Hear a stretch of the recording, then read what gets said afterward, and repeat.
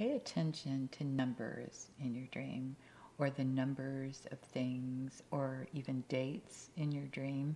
Numbers have their own significance, and they add much to the symbolism of the interpretation. And God will not add numbers to your dreams until you're ready to research them and ponder them and find out what they mean. But pay attention. Joseph understood numbers. He understood that there were 7 cows and that there were 7 stalks of corn. And he knew what the number 7 meant. And number 7 is always the number of perfection. So pay close attention to the number in your dream and what the number means. That's going to give you, numbers and colors are going to give you the biggest bang for your buck. There are also inner healing and deliverance dreams. When I was in college, this was right before I came to know Jesus as my Savior. And I went to sleep one night and had a dream, and I was walking along a path, and it was very black and white, and the trees were all dead and kind of darkened looking. And from an artist's point of view, I was an artist at that point. I was doing my first one-man show. I was just really excited, just a really kind of a dead landscape. And then all of a sudden I became aware of this being on my left-hand side, and it was a dark, cloaked figure, very much a grim reaper sort of presence, and he began to grab hold of my arm, and all of a sudden I realized I didn't want to be on this path. So I started going, no, no, no. And the more I said no, the more he tightened his grip on me. And it became a real physical struggle. And I all of a sudden woke up with this being on top of me, holding my arms. I had my arms like this, and he had my arms, and he had no face. It was a hooded figure, no face. And I just said, no. But this was in real life now. I was awake, and he went and sat over on my roommate, I had a college roommate, on her chest of drawers. And I was freaked out, and I turned on the lights, and it disappeared. So my roommate actually, when I would turn off the light, it would reappear, and she saw it too. Needless to say, she was not my roommate by the time the next day was over. But I was very, very freaked out. And the next morning, we eventually did get back to sleep because it was final exams. We had to get some sleep. And I woke up and went downstairs to get something for breakfast. And she said, when I left, that this kind of white light came in and went all over the room, and the thing disappeared. It had been there all night and left like this ashy picture up in the top, imprinted on the wall right by the window. And I went and looked at it, and it was like this picture of this man that I had been involved with at that time. And I was like, oh my gosh. So all that to say is it was one of the things that drove me to get saved, because I all of a sudden realized that there was a demonic realm, and that something was after me, and I did not want to be on that path. And I had made a decision in that dream, and the enemy wasn't too happy with that decision. So dreams, inner healing dreams, deliverance dreams often happen to people, especially people who've been sexually abused. One lady I know about, she was very older at the time she was going through inner healing, and she kept having a recurring dream about seeing a little girl, 3 years old, in this car and just being in a car crash. And so her counselor, I was not her counselor, but her counselor asked her, can you recall anything that happened to you when you were 3 years old? And the lady just really couldn't. And so during this process, she's having an intensive counseling thing, which is 5 days of counseling. And she has to go to the dentist one of those days, and she's got her mouth awful. And all of a sudden, this time where she's getting a root canal, I think, this memory begins to come up that she had totally forgotten when she was 3 years old. and she had gone to the county fair with her brother and her parents, and she was a happy little girl, and she and her brother went into the fun house where it's all dark and, you know, the odd mirrors and stuff. And she got separated from her older brother, and she started to cry because she didn't know where he was, and the mirrors are all freaking her out.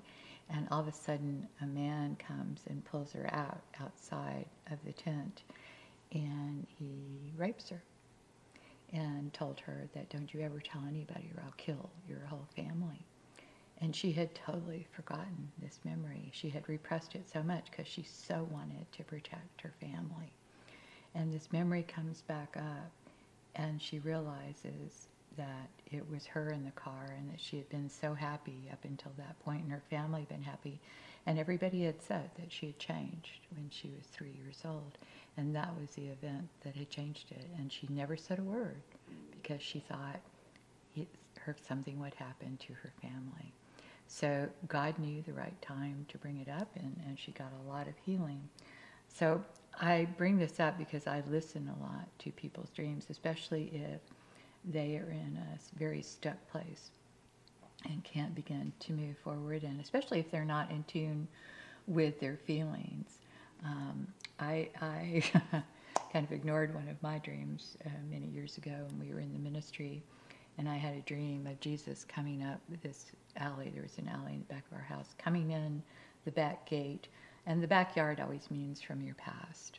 You know, it's what's happened in the past. And he comes and he knocks at my back door, and I run to the back door, and I want to answer it, but I can't. It's like I knew if he came in, all this stuff was going to be exposed. And it's like I couldn't let him in. And that's exactly what was going on in our life right now. I just didn't want to deal with the reality of the situation. I think back often on that dream. I wasn't ready to let him in at that point. It took another couple of years before I was ready to let him come in and expose something that had gone on in the past. But he was definitely trying to get my attention because he wanted to bring healing and deliverance to my house, to my family. So God will give you answers in your dreams. It might not be the answers you want. Saul, toward the end of his life, it says God did not answer Saul either by dreams or the Urim and the Thummim. In other words, he was consulting priests. God wouldn't talk to him. You know, God had already told him what to do, and he didn't do it. So God wasn't answering him. So God does give us answers. Again, Daniel, God revealed secrets to Daniel. Jacob, God gave him witty inventions and strategies. What I love about Jacob is the first dream he had was he saw the portal, the stairway to heaven, and where heaven met earth. And that was a divine moment for him. All of a sudden he came in contact with the God of his father and his grandfather. And I don't think he had really been saved. I mean, he wanted the blessing from his father, but I don't think he had ever really had contact with God. And the cool thing was that was a destiny dream for Jacob, because God was calling him to continue the legacy of his grandfather and his father, and was he going to accept it or not? Solomon, again, God asked him what he wanted, what he wished for. God will reveal to you your desires in dreams. Lots of people's dreams I interpret, God is actually giving them assignments in dreams, like prayer assignments. Often, especially if you're dreaming of other countries and things like that. I've even heard of one case of a lady being translated, and this was actually Gloria Copeland. And she went to sleep one night and dreamed she was ministering in this village in Africa, and all these people getting saved and healed, etc. She totally forgot about it.